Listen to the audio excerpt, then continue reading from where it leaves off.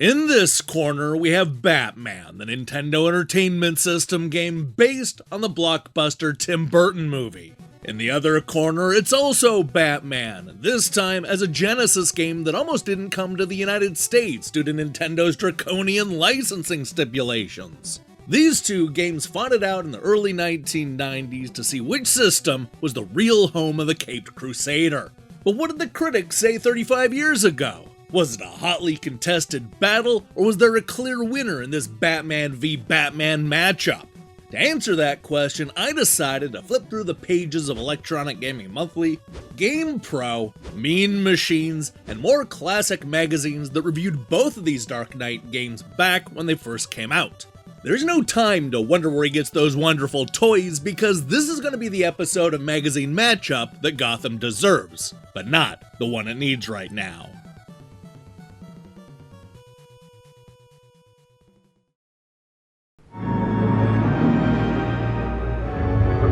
It's here.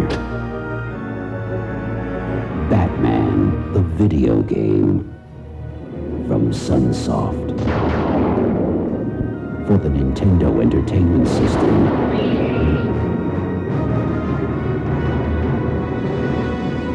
Let the battle begin.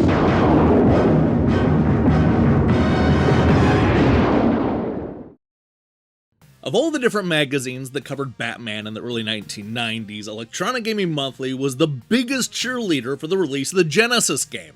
From various previews to Quarterman literally begging Sunsoft to find a way to bring Batman to America, EGM really was intertwined in the whole saga from the start. Perhaps that's why it's not all that surprising that the two games received almost exactly the same score. But which one comes out on top? Let's go ahead and start with the 8-bit version, which scored an average of 7.75 out of 10.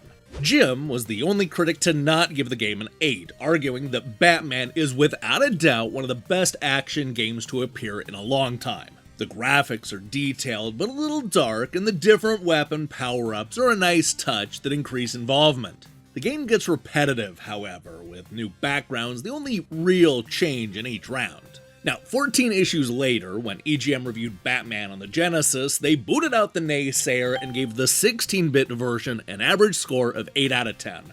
A great title that almost never made it to the Genesis legitimately. Great graphics and incredible music make this one of the best action carts available. Perfectly follows the movie's story and even has Batmobile and Batwing scenes, as well as cinema displays. A bit too easy though. With only a quarter of a point separating the two games, this really is one of the closest battles of the day. The Genesis version takes the first round, but don't worry Nintendo fans, we're just getting started. When it comes to GamePro, the magazine chose to review the Nintendo Entertainment System 2 different times. The first was when it initially came out in late 1989, and the second time was about a year later after they had adopted their well-known rating system. As a result, they gave the 8-bit version a score of 4 out of 5, raving that Batman's definitely a winner. The cart's graphics are terrific, with great animated sequences between levels and a dark overall look that really captures the mood of the movie. The only reason you'll finish this cart in a few days is because you won't be able to stop playing. Any way you look at it, comics, movies, or video games, Batman's a classic. 1 year later, it was the Genesis's turn to wow the critics, and it did not disappoint. Much like EGM, GamePro actually preferred the 16-bit game, giving it a perfect 5 out of 5. Batman's a great action card that every Genesis Street Fighter must take on. If you're bats for Batman, then get this cart. Batman doesn't throw anything new at you, but even though you've done it all before, it's never looked this good. Even the music and sound stand out. Batman's a winner. Has the Joker finally had his last laugh? Oh, we hope not. Yeah, and a surprise twist that I didn't see coming, the Genesis game is actually up 2-0. Will the NES version be able to catch up? Let's see what Mean Machines has to say. Leave it to Mean Machines to be the first magazine to really focus on the technical enhancements of the Nintendo Entertainment System version. Giving the 8-bit card an impressive 87%, they explained that Batman sports an extra chip that allows for better graphics. Batman is a visual treat. The backgrounds are somber looking, but give the game a dark and brooding atmosphere so prevalent in the film. And it's not just a pretty face. The gameplay is platform-based, with loads of baddies to kapow and extra weapons to collect. There are 20 levels to beat, but the difficulty level is nicely balanced and the gameplay is addictive enough to keep you coming back time and time again. Batman is expensive, but it's a first-class card that's deserving of any Nintendo owner's collection. Unfortunately, the Genesis version did not fare as well, only scoring a 70%. That's the biggest gulf between the two games that we've seen thus far. Jazz liked a lot about this game, but discovered its one fatal flaw. The game is very pretty, with moody and gloomy graphics that go quite some way to capturing the mood of the film. The action is also smart, with extra weapons to contend with and a bat rope that lets Batman swing from the rafters. But it's way too easy for committed and experienced platform gamers and only offers good value for novices. And with that, the NES version is finally on the board. I mean, it's still 2-1 with the Genesis lead, but I think we can all agree that getting that first point is important.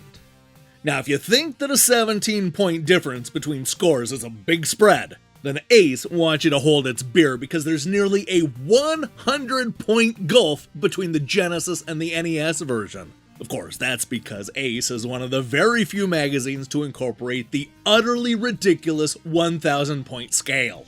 That's why they gave Batman on the Genesis a score of 776 out of 1,000.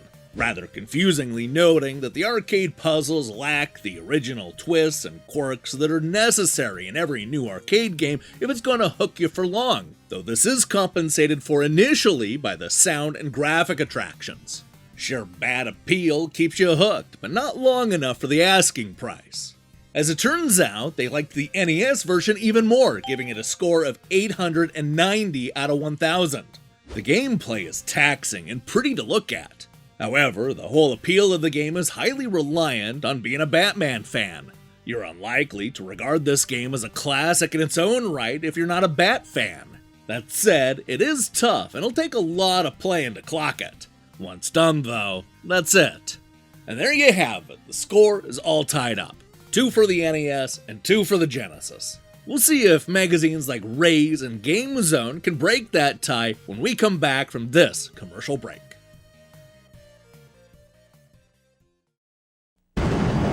Hello. Gotham Corner Store? Yes, we seem to be down to our last Diet Coke. A gentleman is on his way to pick some up. Just look for a black car. No, this black car will be rather difficult to miss. And by the way, the gentleman is usually in quite a rush. Just for the taste of it, Diet Coke. While many magazines reviewed the two games months or even years apart, Raze was nice enough to feature both of them in the same issue. In fact, it was their debut issue, published in November of 1990. I guess we should once again start with the NES version, which they gave an impressive 82%. There are loads of weapons to collect, even though the levels are rather short. Many of the enemies that attack look like they've been hijacked from other games. For instance, I'm positive there are Ninja Turtles lurking in the game. The game is very good, and there are some stunning graphical effects, particularly when Batman dies in a burst of flame. Now when it comes to the Genesis, or in this case the Mega Drive version, they weren't nearly as impressed. Giving the 16-bit take a 79%, they concluded that sadly the Mega Drive's potential has been grossly underused. The graphics are large and the sound effects adequate, but the backdrops are monotonously plain and nothing clever has been attempted. The action occurs over a large area, however the enemy onslaught is not very effective. Although only 3 points separate these two games, the reviews are night and day. Raze clearly prefers the NES version. This ends up breaking the tie, but don't worry, there's still plenty of magazines to go. It's anybody's game. And then there's GameZone, which not only has a stupid 6-point rating system, but also has short and quippy reviews that don't understand how analogies work. What, you don't believe me? Well, check out this review of Batman on the 8-bit Nintendo. more action than a very action-packed thing. You play the Caped Crusader in his one-man mission to clean up Gotham City. Smart game. More action than a very action-packed thing, huh? That's not how analogies work. And what's crazy about this is that it's not even the first time that they've done this. Just a few weeks ago, when we looked at their review of eSWAT, they said that it looks as dated as a very old thing. I swear, this is just the worst writing. Okay, now that I've got that out of my system, let's see what they said about Batman on the Genesis. Giving it a 3 out of 5, they wrote that brittle timing from Sega means that just as the second Batman film comes out, they release the licensed game for the first. Nice one, guys. Okay beat-em-up game that follows the film quite closely, but fails to add that extra ping that makes the game outstanding. Yeah, I guess that means that the NES picks up another point. That's about as exciting as a very exciting thing. God, I hate GameZone. I think it's time we speed this thing up and get to the lightning round. Alright, now as we speed through the lightning round, we head south to Brazil. Believe it or not, this is actually the first time that we featured the video game magazine VideoGame, which ended up giving both the Genesis and NES version of Batman the same score of 5 out of 5. Don't worry, this is the one and only tie that's going to happen in this episode. Now we're going to jump from VideoGame to VideoGames, the German magazine that has definitely been featured here in the past. Much like EGM and GamePro, they preferred the Genesis version, giving it a 71%. The NES version could only muster up a 63%, which is one of the lowest scores in this entire episode. And finally, our final stop is Player One, a French magazine that really hasn't been featured much on Defunct Games. They ended up loving both of these games, but once again, the NES version has the edge with a 95% versus the 90% for the Genesis. And with that, we have a clear winner, the 8-bit Nintendo Entertainment System version. Although the Genesis took an early lead, there was just too much support for the NES game, leading to a 6-4 win. Of course, both games scored well, but your best bet is to check out that 8-bit game. It's fantastic.